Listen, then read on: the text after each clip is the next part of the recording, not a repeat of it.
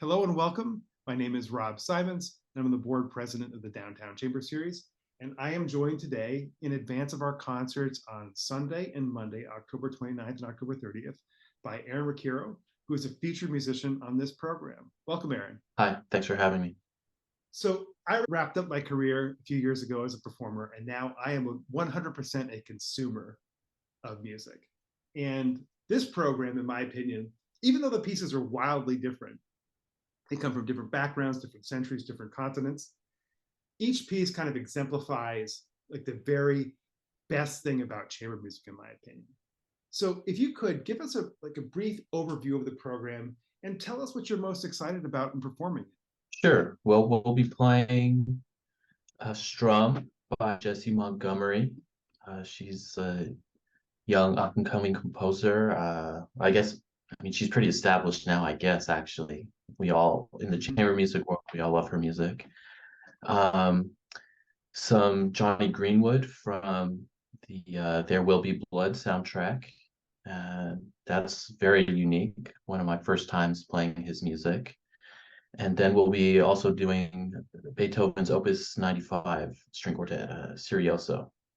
And that's sort of a major piece in the repertoire. And also important is just in the progression of Beethoven's style, stylistically as well. Mm-hmm.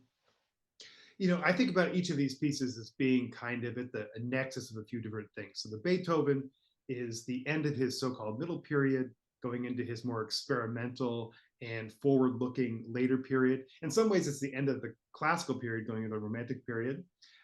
Jessie Montgomery's piece is this kind of cocktail of styles, African influences, Americana influences in classical music. And the Greenwood, of course, it's avant-garde, it's concert music, but it's also Hollywood film music. So in your mind, how do these pieces compare and contrast, and how in some ways do they fit together, either through the preparation or maybe thematically? How do you think about that?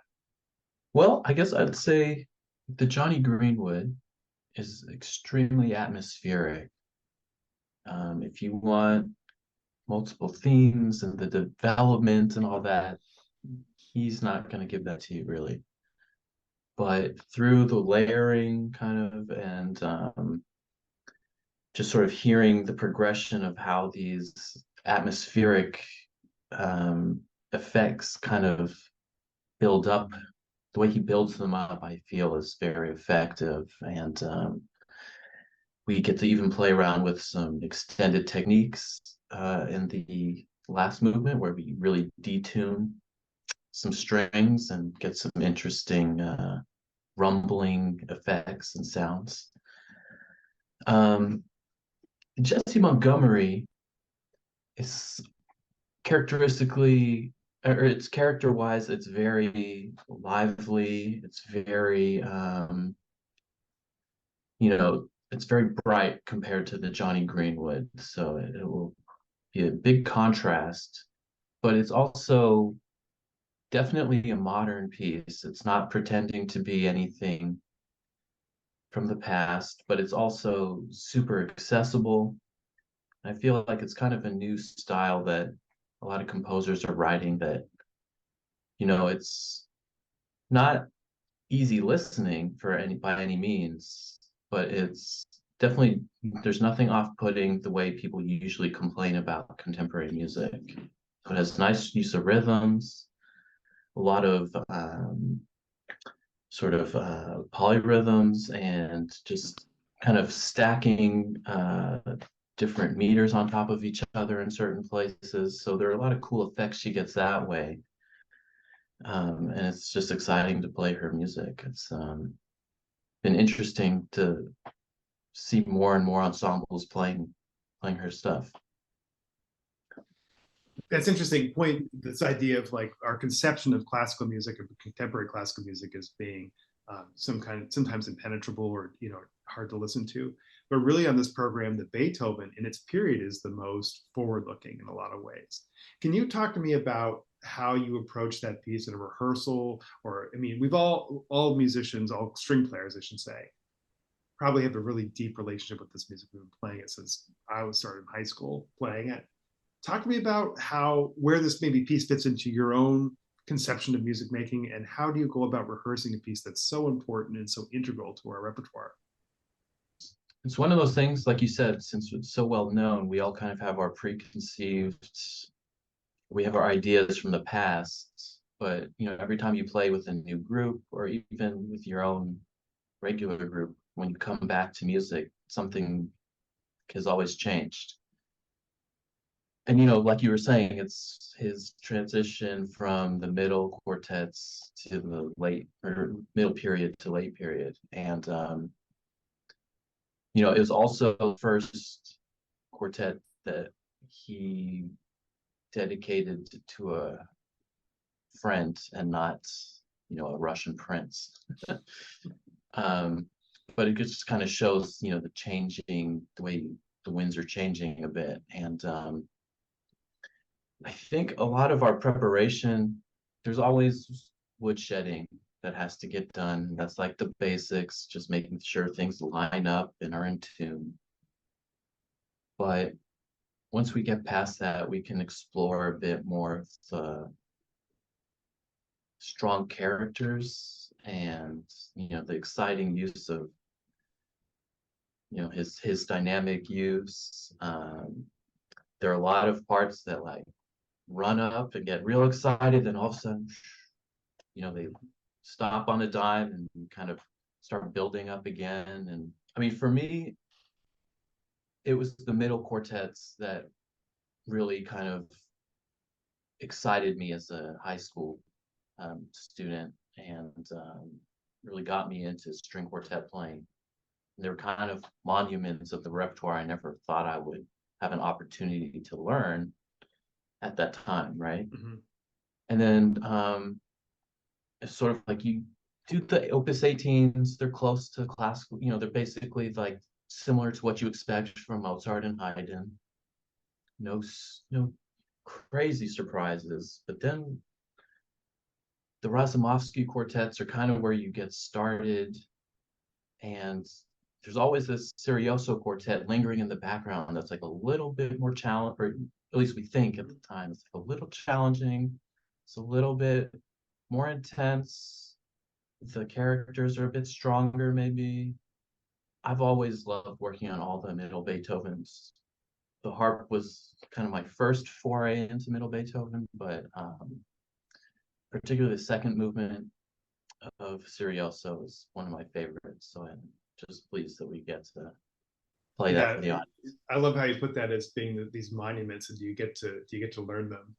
When I was in high school, I remember reading an interview with Joe Walsh, the guitarist in the Eagles, and he talked about how one of the things that really accelerated his guitar playing was learning every note and every nuance of every Beatles record.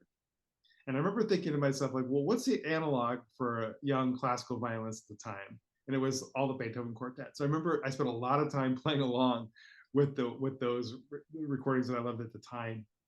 And I really feel like that did help kind of accelerate my musical imagination and my technique as well. Do you think that playing the Beethoven along with these two contrasting kind of pieces illuminates some of Beethoven's genius? Like, is it a way to shine a light on just how experimental and forward-looking he was in some way? Yeah, I guess so. Nothing is unexpected to us anymore. Mm-hmm. But like, I'm sure that it's been written a ton, but just like the opening measures being so intense and so fast and just a whirlwind of energy must have been very, very new to the ears back then. I mean, I guess Beethoven had he had his reputation Mm-hmm. about his character and, just sort of his demeanor in general. So people might have some sort of expectation, but I think that opening must really have surprised a lot of folks. And I mean, the middle quartets were the first time people were saying his music was too challenging to play, and so is new expectations maybe being set for the musicians as well. Mm-hmm. I've never had the opportunity to play any of Jonny Greenwood's music, and I love the film There Will Be Blood. I think it's a perfect movie.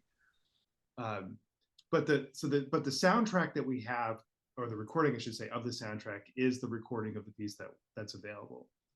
But it's probably not the definitive recording of the piece in the sense that like there's many more to come, and people would approach it differently. When you guys are preparing for it, are you thinking about how it fits in with the movie? Do you talk about where the scenes are, or is it really just this is concert music and we're going to interpret it the way we would any other composer? We've mainly just been kind of approaching it like concert music, adjusting tempo markings, the last movement with the detuned strings. That's taken a little bit of adjusting because listening to the soundtrack is different than what we're seeing on the printed score that we've got.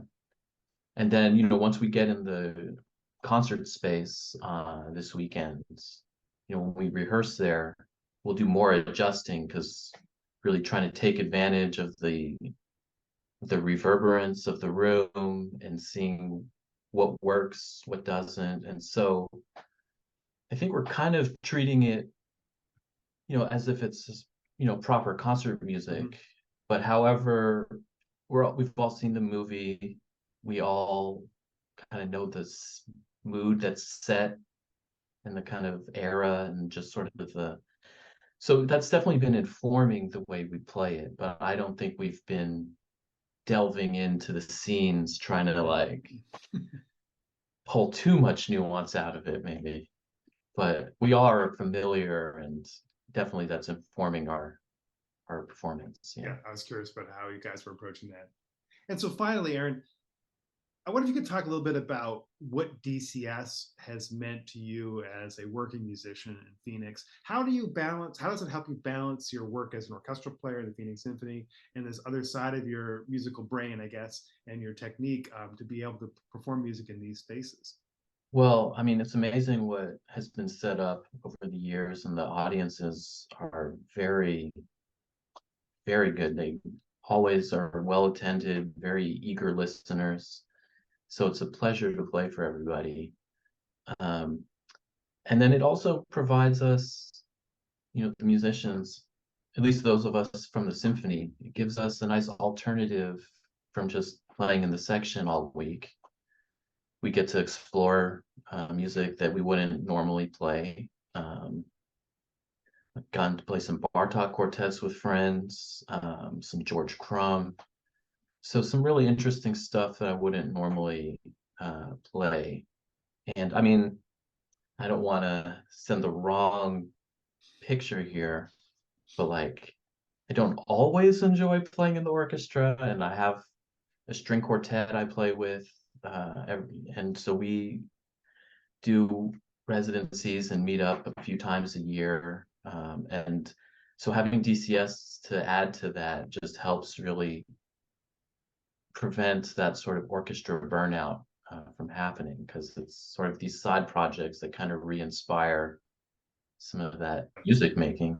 I think all of us can relate to having a certain amount of autonomy and then being a part of a team. And that's kind of the dichotomy of being a working musician, is that sometimes you have to do what you're told and be a part of the big machine. And then other times you get to be more of a craftsman and work this stuff out. It's wonderful, the projects that Mark has been doing all these years. Well, we're certainly looking forward to these concerts. And again, they are October 29th and October 30th. That's a Sunday and Monday at 7:30 p.m. And they are at SHEPLEY BULFINCH, which is at 3443 North Central in Phoenix. So thank you, Aaron. And we really look forward to these shows. Thank you.